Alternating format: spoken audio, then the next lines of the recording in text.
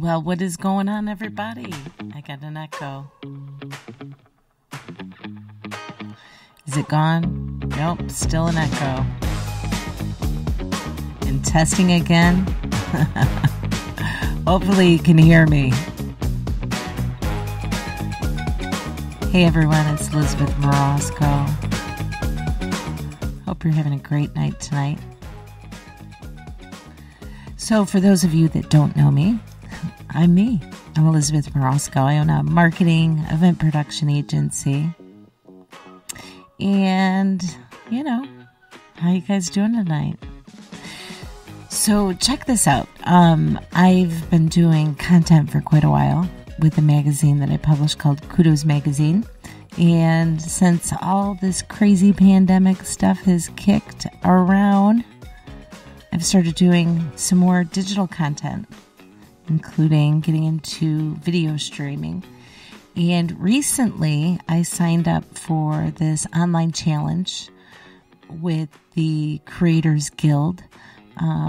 It's hosted by David Foster, who's the head guru at Impartial Geeks. You should go check them out over on YouTube. And one of the things that they're having participants do in this challenge on day 3 is determine what platform are you going to be posting it on. And for quite a while, we've been using Facebook as the primary feature, and it's really cool. I love Facebook. But podcast, we've had some of these going in the background, just from taking old content, saving it as a MP3 file, and uploading it into our podcast station. And naturally, it was doing pretty good, especially on the Kudos Magazine podcast that we have over there.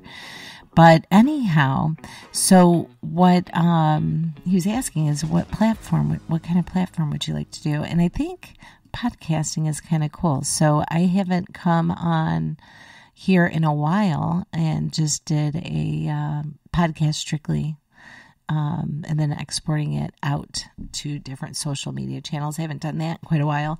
So I thought, hey, let's reopen up this software. I actually happen to use a application called Spreaker, kind of like speaker, but there's an R in there right after the P. Spreaker. And so far, so good. It allows me to distribute to multiple platforms. But with that being said, I think eventually what could be kind of cool is if there was a way for me to do a live stream along with the podcast at the same exact time without having to download and re-upload. So looking for some feedback if you've done that before, where you have all these things going off at once, or what application you're using. I'd love to hear from you. And, with marketing right now, I think one of the things that we're all going to be facing is continual change of having to adapt and try new things, and hopefully you don't offend anybody along the way while you're transitioning. Earlier today I was actually at a different online event, and somebody asked a question. I gave them the information, and apparently the admin of that group didn't want me to share that. So, it's an interesting time to be promoting your business, but there's things that you can do independently to create your own opportunities, including using Facebook or podcast or YouTube or whatever fits your fancy. But I know in the future, one of the things I'd like to find out is if there's a way to seamlessly stream both podcast and a video stream at the same time. So for video, I just started using Ecamm. I'm a Mac user, and I actually really like the software. It has had a little bit more of a learning curve than Spreaker or some of the other web-based applications, but I think that I found something that I really like, and it's still, like I said, I'm still on that learning curve, but I think we'll always keep learning and growing, especially as entrepreneurs. We've got to do some of these things to stay on top of all the things that are out there. But, make sure that you do stay in a sweet spot, that you are not, overdoing it and getting caught into that chase the next shiny object syndrome. So earlier today, I was over in our free Facebook group, which is Digital Marketing Strategies for Entrepreneurs and Nonprofits. You can go check that out if you want. It's totally free. But I was sharing some fun topics on how to create a virtual event and make sure that your offline audience isn't left out. And this is something that's especially important with reaching seniors, people that maybe just aren't as computer savvy, but they're still your client base. Yes, it's so important. So this is the thing. One of the suggestions that I had was looking at, utilizing more QR codes within some of your marketing campaign. And I shared an example in our publication, Kudos. We typically will include some great content, articles, and then also embed different spots to highlight a video. It could be a pre-recorded video, or it could even be a live future video that, for a virtual event that you're going to host. And having a QR code right next to that in your magazine, or digital or print, whichever one you choose, can be a great way to help a senior navigate really quickly. Just swipe with your, smartphone camera,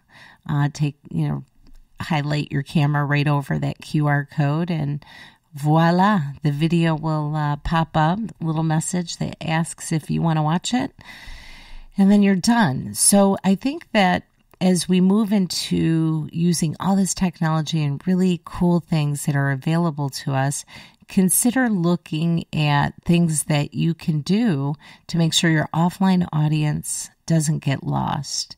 And it's a great way for you to sort of build that bridge of, helping some of those people connect with your online content.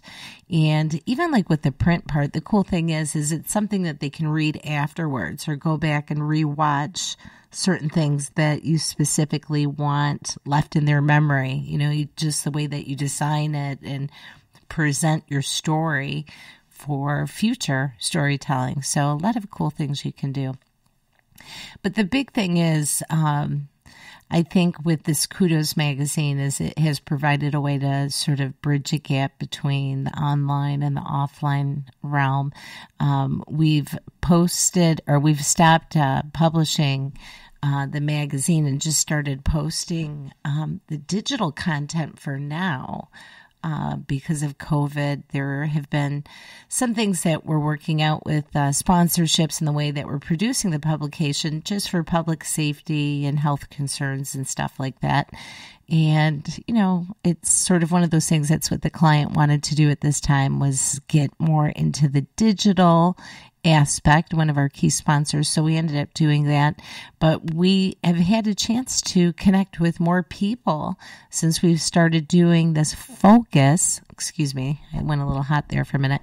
As we started doing this focus on the digital arm of Kudos magazine, and including growing our email list with people that are requesting for a digital copy of it. And even some people will open it up once and go back to it later. It's it's a great resource. So we're having a lot of fun with that. And as we continue to produce really killer content, the hope is that we also have a chance to stay on top of, technology and the innovation that's available. And that's one of the reasons why I participated in a couple of challenges this past month. And I've learned a lot. I'm really grateful for all the people that are sharing all of their wisdom and keeping us on track. Sometimes keeping us on track. But yeah, you got to have fun because there's going to be those stormy days and all that. All right, so I'm sounding the bell. It's time to wrap it up for the evening. Thank you, thank you, thank you. But I did want to come out here and try to do a live direct podcast, and this was kind of fun. So maybe we will come back. There's a lot of features that I actually forgot that are incorporated in here on this Spreaker platform, including the ability to do chat. So maybe that will be something that I consider in the future to promote a little bit before I go live, so people can come out here and chat for a little bit. All right, well, listen, in the meantime, I'm wishing you so much abundance and success. Try to take each day, do what you can, and just realize you can pick back up the next day. All right, take care, you guys. Thanks. Bye-bye.